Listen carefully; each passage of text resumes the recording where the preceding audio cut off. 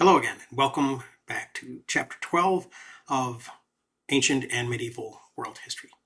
And I want to begin by saying that I find it interesting that a surprising amount of what historians know about the way people understood their world and the people in it in the Middle Ages has come from accounts written by travelers who reported on the strange new lands and the people that they visited. The most famous of these, who sort of defined the genre, were Muslims traveling within the expanding Islamic world and also beyond its borders. Muslims were often engaged in long-distance commerce, and even when they weren't, their requirement to make a pilgrimage to Mecca, the Hajj, once during their lifetime, if they could, encouraged the followers of Islam to be more interested in travel and to be more curious about the world around them beyond their home regions. One of the earliest and most famous Muslim travelers was Ahmad ibn Fadlan, who lived from about 877 to 960. He was an Arab diplomat who had been sent from Baghdad by the Abbasid Caliph in 921 to the court of the Khan of the Bulgars, east of the Volga River. The Bulgars had recently converted to Islam, and Ibn Fadlan was the embassy's expert on religious doctrine and Islamic law. The 2,500-mile journey to the Bulgar capital took nearly a year, traveling along the caravan route from Baghdad to Bukhara in Uzbekistan, and then turning north to cross territories held by a variety of Turkic peoples before reaching the Ruslands on the Volga trade route. Most of Ibn Fadlan's account of his journeys is dedicated to these Rus, including an account of a Viking ship burial that included human sacrifices. He described what he called the Rusia as perfect human specimens, but he found their hygiene and their sexual practices disgusting and shameless. Abu al-Masudi, who lived from 896 to 956, was another Baghdadi traveler who spent the second half of his life visiting Persia, the Caspian Sea region, Western India, and possibly as far as Sri Lanka and even China. There's no evidence that he was a diplomat or that he was financed by a ruler, so he was probably a merchant. His account, called The Meadows of Gold and Mines of Gems, contained geography, history, and anthropology, documenting Indian Ocean trade networks, Zoroastrian communities in Persia, and African kingdoms. His work blended empirical observation with philosophical interpretation. Ibn Jubayr, who lived from 1145 to 1217, was a poet and a geographer from Valencia in Al-Andalus, or Spain, who wrote an account of his Hajj from 1183 to 1185. He sailed on a Genoese ship from Ceuta to Alexandria and visited Cairo during the reign of Saladin, for whom he had great praise, and who I'll talk about later, on his way to Mecca. On the way home, he visited Sicily, which had been conquered by the Normans, where he noted the very tolerant relations between Muslims and Christians. This tolerance had also been evident in the life of Muhammad al-Idrisi, who lived from 1100 to 1165, and was a cartographer employed by the Norman king, Roger II, at Palermo in Sicily. Al-Idrisi had studied at the University of Cordoba in Spain before traveling widely, including to Portugal, northern England, he's said to have visited York, and Hungary. And he also gathered data for places he had not visited from Muslim merchants, and in 1154 he produced the most accurate map of the medieval world, called the Tabula Rogeriana, named after that King Roger. The map included descriptions of Europe, Africa, and Asia, including trade routes and the source of the Nile River. Probably the most famous Muslim traveler was the Moroccan Ibn Battuta, who lived from 1304 to 1369, who over a period of about 30 years is said to have traveled 73,000 miles across North Africa, the Middle East, India, China, Southeast Asia, to the edge of Europe, Constantinople, and sub-Saharan Africa, Mali. Living in the century that we'll be discussing in the next chapter, Ibn Battuta would have been contemporary with Marco Polo, but I thought he deserved to be included in this list. There were also, of course, many non-Muslim travelers who also wrote about their journeys in ways that provide valuable information for historians. John of Plano Carpini, who lived from about 1185 to 1252, was a Franciscan friar from Italy who led a papal mission to the Mongol Khan, probably Guyuk. He traveled through Poland, Russia, and Central Asia, and his Historia Mongolorum describes Mongol tactics, daily life, and the empire's vastness, warning Europe of potential invasions. As one of the first Western accounts of Inner Asia, it influenced European diplomatic strategies. A few years later, William of Rubruck, who lived between about 1220 and 1293, also visited the Mongol court, this time during the reign of Münkei Khan.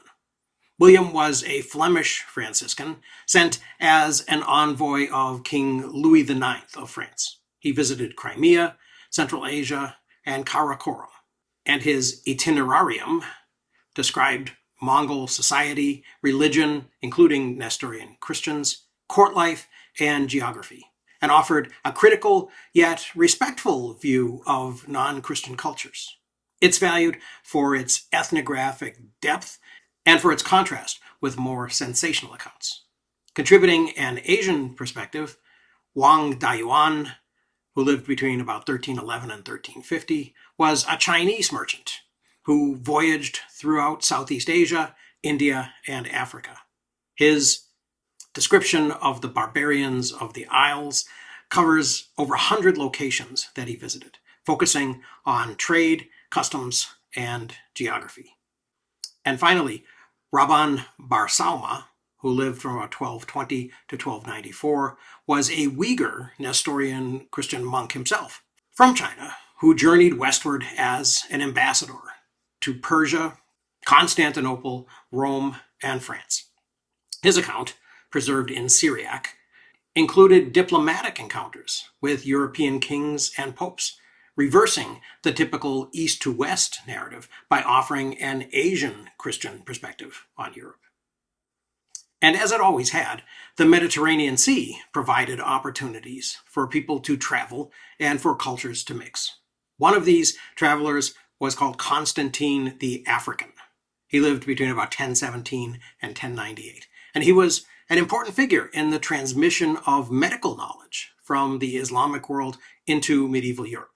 Born in Ifriqiya, or Tunisia, probably close to Carthage, he was raised in a Muslim family and initially practiced as a physician and a merchant, becoming fluent in Arabic, Greek, Latin, and possibly other languages. He traveled extensively, studying medicine in Mesopotamia, including Baghdad, and in Egypt, where he gathered Arabic medical manuscripts.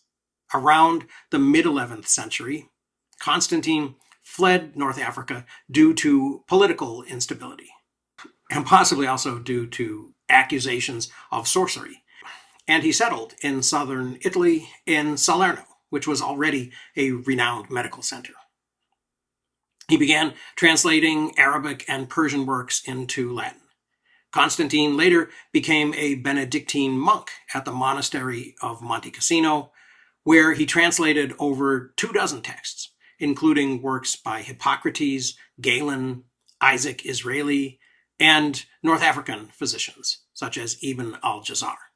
His most famous work is the Pantagni, or the Complete Art of Medicine, which was a comprehensive encyclopedia that covered anatomy, physiology, pathology, and treatments, introducing European scholars to advanced concepts like the circulation of blood and herbal remedies, including the use of sugarcane. And as you would expect, many of these travelers, especially the Muslims, traveled in and traveled through Africa. South of the Sahara, caravan merchants traded salt, books, and goods from the Mediterranean world for gold, ivory, and slaves. Timbuktu was established around 1100 as a seasonal encampment by Tuareg, or Berber nomads from the Sahara, who used it as a watering place and a trading spot near the Niger River during the dry season. By the early 12th century, Timbuktu became a permanent settlement due to its strategic location at a northern bend of the Niger River, where desert caravan routes met river trade. Controlled initially by Tuareg chiefs, it attracted Berber, Arab, and Mandinka merchants, growing into a multicultural trading post with mud brick architecture and mosques. Timbuktu later became another center of Muslim culture and scholarship during the Mali Empire, which we'll cover in the next chapter.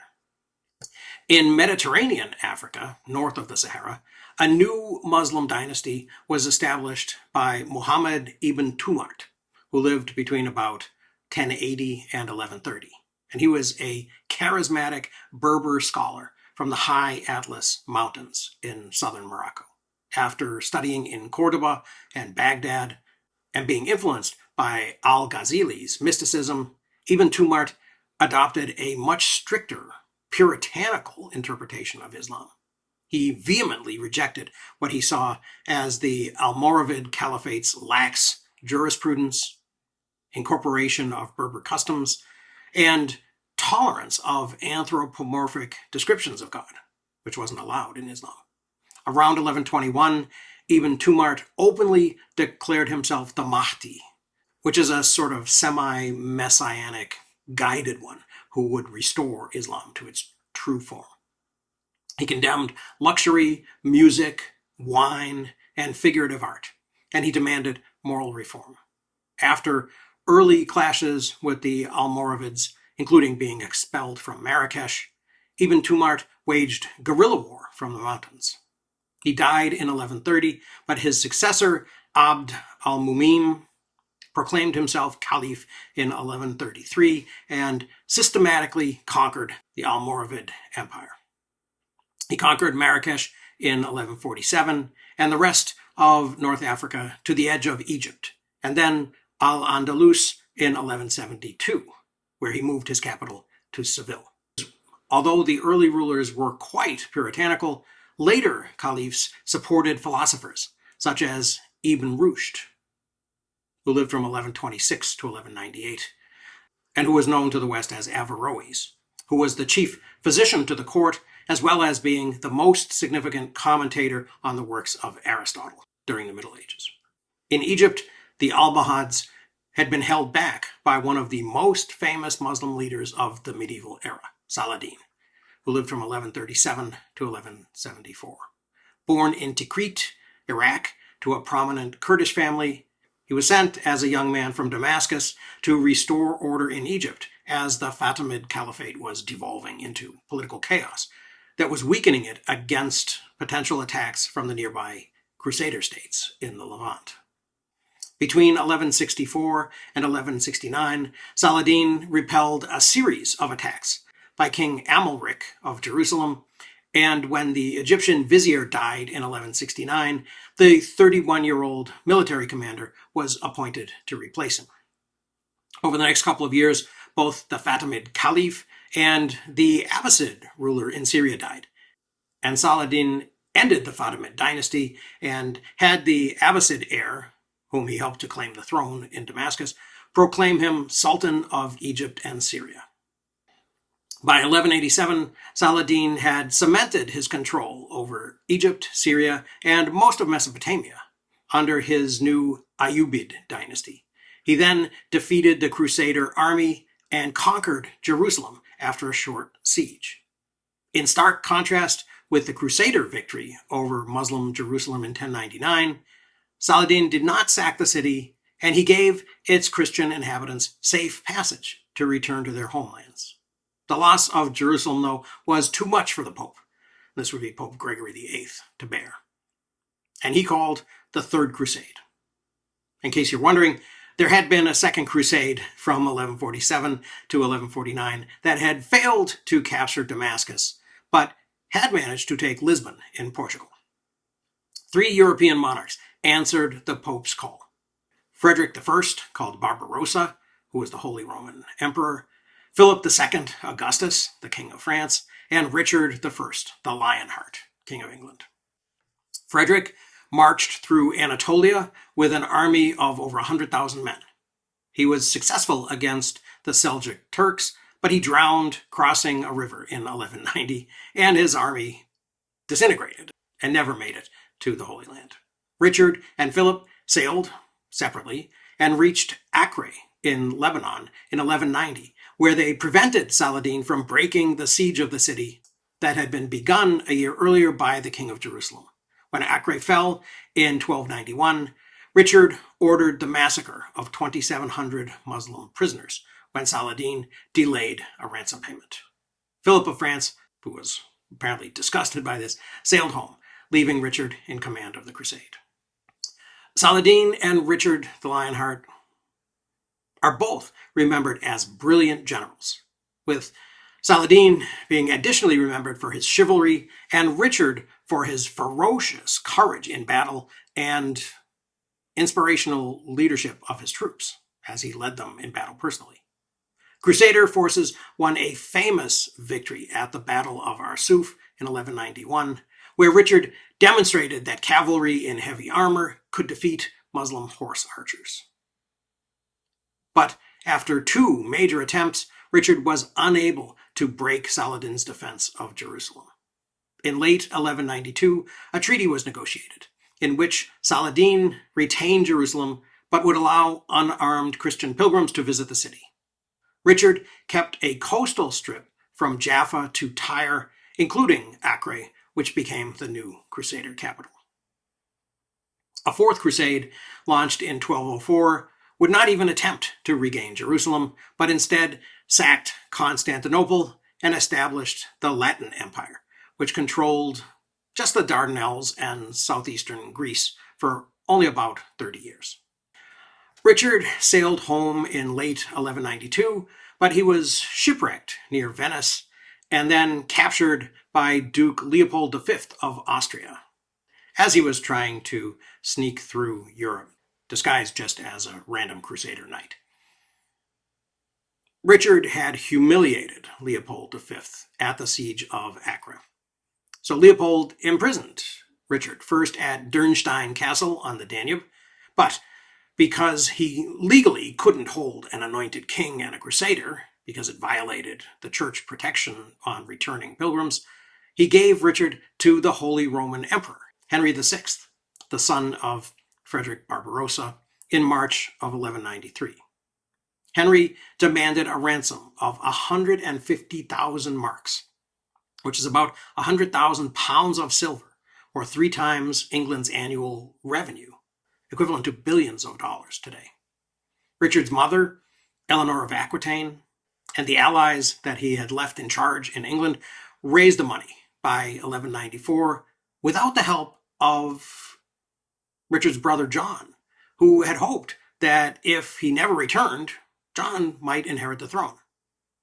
John did become king after Richard's death in France in 1199, trying to enforce his control over his Angevin kingdom, which included England, Normandy, Anjou, and Aquitaine. After taking the throne, John almost immediately lost the French part of the kingdom that he inherited by 1204 through a combination of cruelty and ineptitude.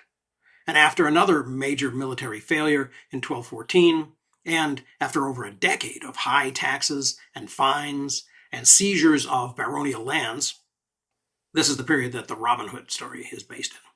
John's subjects, the Norman-descended barons, rebelled against his abuses and forced him to sign the Magna Carta in 1215. The Great Charter was drafted by the Archbishop of Canterbury to make peace between the unpopular king and the rebel barons, who demanded that King John confirm the Charter of Liberties that had been issued in 1100 by Henry I, William the Conqueror's son. It promised protection of church rights, protection for the barons from illegal imprisonment, access to swift and impartial justice, and limitations on feudal payments to the crown. And it would be implemented through a council of 25 barons. But it would be 50 more years before England's first parliament was convened. Neither side stood by these commitments, and the charter was annulled by Pope Innocent III, leading to a war between the crown and the barons. After John's death, the regency government for his young son, Henry III, reissued the document in 1216, stripped of some of its more radical content. And then it was reissued again and again and again over the years, and is still remembered as one of the earliest documents in English tradition leading to developments such as the U.S. Bill of Rights. And one of the reasons that written charters like the Magna Carta and also the Charter of the Forest, which was issued in 1217, were becoming more influential in England is that the level of education was beginning to rise. Before the 11th century, education had been almost exclusively monastic. Orders like the Benedictines, which had been established in 529 at Monte Cassino in Italy, and the Cistercians, established in 1098, ran schools to train young monks that were sometimes open to the sons of noblemen. These taught the 7 liberal arts that I've spoken of before: the trivium, grammar, rhetoric, and logic, and the quadrivium: arithmetic, geometry, music, and astronomy. And they also taught scripture and liturgy. Cathedrals at centers like Chartres and Paris also ran schools at which more non-monastic students were welcome. And in 1209, a new order of Franciscans was established, following the lead of a wealthy son of a cloth merchant in Assisi who had renounced his inheritance and had begun preaching simple sermons of repentance and peace in Italian marketplaces. The Franciscan Brotherhood grew to over 5,000 members by Francis's death in 1226, and by a decade after his death, his own suspicion of education was being replaced by a need to train the rapidly growing order in basic theology. A Franciscan chair, or a lectureship, was established at the University of Paris in 1236, and in the 1240s, Franciscan convent schools were established in every province. Additionally, and partly because secular or worldly law was not quite as central in Christianity as it was to Islam, separate schools of law began, such as the one in Italy, founded in 1088, that became the University of Bologna when it added liberal arts instruction to its student-run law program. This first university in Europe was followed by Oxford in 1096, which grew rapidly after English students were banned from Paris in 1167, the Sorbonne in Paris in 1150, which grew out of the Paris Cathedral School, Cambridge in 1209, Salamanca in Spain in 1218, the University of Padua in Italy in 1222, which was famous for medicine and science, and later for Galileo. The University of Naples, also in Italy in 1224, which was the first publicly funded university, and Toulouse, established in France in 1229, which was founded after the Albigensian Crusade to battle heresy. The repression of the Albigensians, or the Cathars, in southern France was an internal Christian crusade aimed at ridding the faith of people who were understood not only as heretics, but as agents of Satan who could damn entire communities. Their heresy, which included elements of Gnosticism and Manichaeism, appealed to members of southern French nobility and to urban elites such as merchants, notaries, moneylenders, and artisans, especially weavers and textile workers, and to the rising commercial classes, because the Cathars did not condemn lending money at interest, unlike the Catholic Church, which called it usury. Cathar communities actively participated in the local economy. They accepted large donations, held property collectively, lent money, and ran workshops. Women, especially noble women, had an unusually high status among the Cathars, which attracted support from aristocratic ladies. The Cathars were the only medieval branch of European Christianity that created a rival church structure with its own bishops, rituals, and hierarchy. The support of southern French lords added a political as well as a religious dimension to the problem. During the Crusade against them, the Inquisition's methods of torture and anonymous denunciation and confiscation became the model for later campaigns, such as the repression of Waldensians, spiritual Franciscans, Hussites, witches, and eventually for the Spanish Inquisition. The main crusade against the Cathars lasted from 1209 to 1229 and killed tens of thousands, although some estimates run as high as 200,000. At the very first massacre of the crusade, the sack of the town of Béziers, about 20,000 Cathars and Catholics were killed. The abbot, directing the troops, famously ordered his troops to kill them all and let God sort them out. The crusade is also remembered for its many mass burnings of heretics who refused to recant. In several cases, hundreds at a time were executed in huge bonfires. In 1211, between 300 and 400 were killed when the town of Lavar was taken. Many of the accounts include the claim that, rather than giving up their beliefs, the captive Cathars voluntarily walked into the flames. This is very reminiscent of early Christian martyrs. And it's particularly ironic because the most committed Cathars, called perfects, were not only vegetarians, but they were strictly celibate. If the sect had been allowed to continue turning its lay people, its mere believers, into perfects, it might have disappeared organically. While Europe was building its first universities and trying to regain the Holy Land and purging its population of heretics, China's southern Song dynasty was becoming the wealthiest, most urbanized, and most populous region in the world. In the late 12th and early 13th centuries, China's population rose to about 120 million, or about 30% of the global human population. Its economy also accounted for about a third of global production, driven by advanced ironworking, printing using both wood and metal movable type, high-fired porcelain, and the continuation of extensive rice and silk industries. Technologically, China continued innovating new gunpowder-based weapons, such as cannons, fire lances, exploding bombs, and sea and land mines, as well as more accurate magnetic compasses, astronomical clocks, advanced algebra, and 5-masted ocean-going junks with stern-post rudders and watertight separate compartments that could carry up to 1,000 people each. Internally, China's canal and river network was expanded, and the new southern capital of Linan, Hangzhou, became the world's largest city with over 1.5 million residents. Externally, China introduced tea to Japan in 1191, and the presence of Chinese junks as far as East Africa is documented in both Chinese sources and Arab accounts. Foreign merchant communities of Arab, Persian, Tamil, and Jewish traders lived in Quanzhou with their own mosques and Hindu temples. Arab geographers like Ibn Battuta called Quanzhou Zaytun and described it as the world's greatest port.